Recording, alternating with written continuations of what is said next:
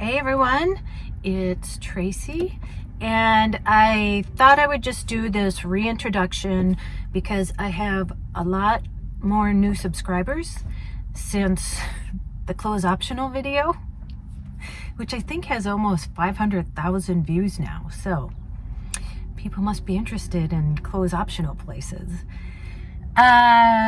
So if you have already subscribed or have watched all my videos, you can skip this. It's just a recap because I've had so many people ask me like why I'm on the road, or saying that they're new subscribers, so they don't really know the story because they haven't watched since the beginning. So I figure, since I don't want to make them go back and watch everything, so I thought I'd just give just a synopsis of why I'm on the road and how I got here. So I am 56, and my sister Chris passed away at 42. She had two kids, 9 and 11, and then her husband passed away from a brain tumor after that. Well, he had a brain tumor, took that out. He was supposed to live for 5 more years, and then they found he had a tumor wrapped around his carotid artery, and so he didn't live much longer after that. And then the day we buried him, my brother-in-law Frank, we were going to have a party at my sister's house, like just a relaxing kind of get together. And as I was driving down the road, my sister was driving this way, and I'm like, well, why is she leaving? Because I'm going to see her. And my dad had had a massive stroke, and so we ended up in the hospital. His brain was bleeding. Sorry, I'm in a parking lot. His brain was bleeding, and they said they didn't know what was going to happen. In the night time, if the bleeding stopped, he would probably live. If it didn't, it would just kind of push out the brain stem, and he would die instantly.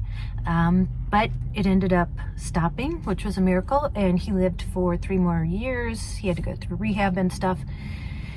And then my brother just passed away from colon cancer about 2 years ago. He was 62. My sister, or 61, turning 62. He died, I think, 2 days after his 62nd birthday, or was it his 61st birthday? Sorry, time has just gotten away from me. And then my sister, when she was 62, she's 68 now. Just so you know, there's 6 kids in my family, 1 boy and 5 girls. I'm the youngest out of all of them. My sister had she had strokes, and she is now in an assisted living home by where I live. I'm from Minnesota, a suburb of St. Paul. I'm also a single mom, and I have been since my daughter was 1, and she actually turns 21 this coming week on the 24th of March. So that said, I've kind of been helping to take care of other people and just had all these things happen throughout my life. I was 28 when my sister passed away, and so I'm 56 now, and I just have seen how health can change in a minute, and I just needed to kind of heal myself, and that's what this journey was about, was just taking off. And I left November 7th, and then coming back in April, which it's almost April now. And so, and then I'm going back to Minnesota because my mom's there. If you haven't seen videos with my mom's name is Joy, and she's 92. She'll be 93 this November. And so yeah, that's why I took off on this journey. And I bought the van, I think it was almost 2 years ago, and I started redoing it. And that was probably one of the happiest times of van life. I loved where I lived, and then I would go on the weekends and come out, and I painted this. If you didn't see the before and afters, I have videos up. And I laid new flooring, and I did all this to everything. Got the cushions reupholstered, covered the curtains. It's a 2001 190 road versatile, Road Trek 190 versatile, because I didn't want anything bigger that I couldn't park somewhere, and I just wanted everything self-contained. My one condition was it had to have a bathroom. This has a bathroom, it has a shower, although I don't have a shower curtain. All the stuff that I've learned on this road trip is what I'll be updating once I get home, because this is my home. I sold everything in, let's see, September. And then I stayed in my sister and brother-in-law's driveway for October. My mom turned 92 November 5th. I wanted to stay there for her birthday. We're very close. And then I took off November 7th. And the only thing I knew, my first place was going to Phoenix because I was going to do NASCAR. A couple things I'm afraid of is speed and heights. And somebody said, you know, you're so brave or whatever. But I happen to do things that I'm afraid of. I'm afraid of heights. I went skydiving. I've done trapeze. You know, I just want to know that I can do it. I don't want fear to hold me back.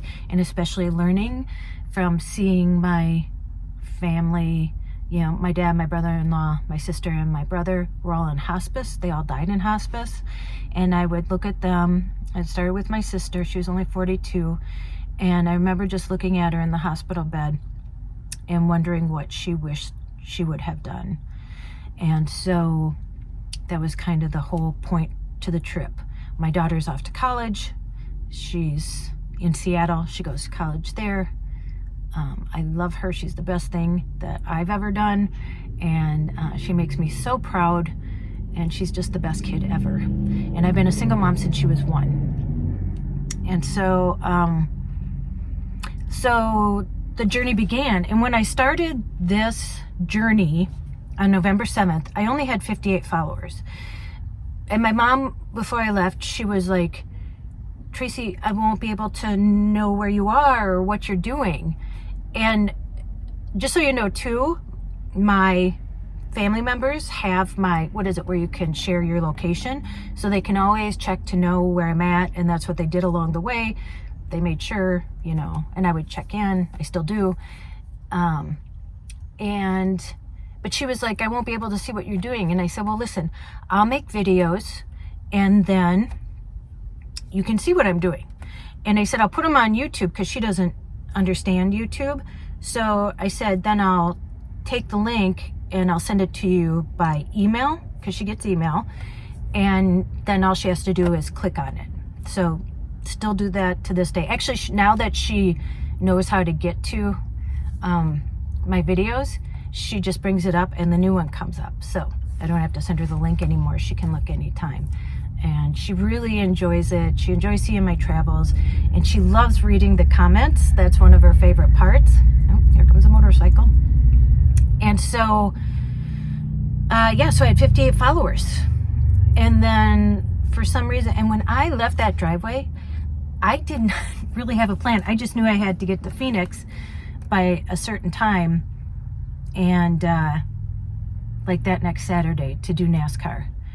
And I didn't want to go through like Colorado and Wyoming because I was afraid it was going to start to snow. Kind of still new to the van, or I was. And I didn't want to go through mountains. I didn't want to have to deal with snow. So I went down through Oklahoma and then over through New Mexico to Phoenix, did NASCAR. Then my girlfriend lives in Sedona. So I went to Sedona and I stayed there for like 3 weeks. I didn't plan on it. But there was just so much to do there, and we would go hiking every day. And so I have all those videos up. We did her neighbor drives the pink Jeep tours, so that's on there. We did that. And then I did have this is kind of like a destination trip, because I had places that I wanted to be then. So then I went back down through New Mexico, and then I went to Houston to visit my nephew, his wife, and their kids. I'd never been to their place before, and I got there just in time for Christmas. So I got to spend Christmas with all of them, which was very lovely. Then I took off, and I had a girlfriend who had rented an Airbnb for her and her daughter in Destin, right by the ocean. And that happened to be on my way to Jacksonville. So I stopped there. And then I went to Jacksonville because I had vision correction surgery in my right eye with Dr. Galani. I have videos with him. And then after that, that's why I was just looking up fun things to do, and I saw the nudist colony, and I know that that's, well, colony, campsite, whatever. And I'm like, well, I always wanted to try something like that. So that's when I stopped there. And then I went through, South Carolina, North Carolina, and then I just visited my friend in Virginia. And I'm still in Virginia because I had, I don't know if they're sponsorships, because they're just reviews. I have businesses reach out to me to review some things, and I only accept offers that I really want and I think would help if I told my audience about them regarding like van life. And so I've been stuck here for a week as a new YouTuber. I didn't realize, I should have, when I said, okay, this is where I'm stopping, they sent it out and then said, oh, it's going to be 5 to 7 days. So that's why I'm here. But then I got to do the airplane ride, which was great. But now it's getting to be like I'm ready to move on because I'm heading home. And, you know, I have things to do. I got to do my taxes. And I got to work out. I've been in a van for over 4 months. And I just I'm starting to feel unhealthy because I'm sitting a lot and just kind of lost motivation in the last couple of days to, you know, I've seen where I'm at and I'm done doing the touristy stuff. And so now I'm just waiting for those packages. I have 2, someone else is sending me something. So that's kind of the overview of everything, of why I'm on this trip. No, I'm not independently wealthy. No, I don't have a sugar daddy. I saved money to do this trip. And I have no debt. I've always been good about money. Being a single mom, I was always a penny pincher. I learned that from my dad. I don't buy anything unless I can buy it in cash, you know, like a big purchase. And so that was this. Well, you know, thinking being in a van was going to be cheap, you know, going cross country. Well, I only planned for $4,000. And I thought I was eating peanut butter and jelly sandwiches. You know, I wasn't about really the food. I'm more about the adventure. And, you know, if you know now, gas prices are high and food is high. And, you know, even just the little things that you have to buy or do, or, you know, now I'm here and, you know, going to Walmart to get, I eat salads every day and stuff like that. And so it ended up being way more expensive than the $4,000 that I planned for. But I mean, just amazing that my YouTube channel grew pretty much right away. I was monetized after the first week. I did not plan on that at all. But had that not happened, and, you know, I'm making AdSense money, and that has supplemented my money so I could continue and then, you know, the whole journey and go back to Minnesota. Otherwise, I probably would have had to stop probably after Houston and just gone back home. I mean, because I have money, but that's what I designated for this trip.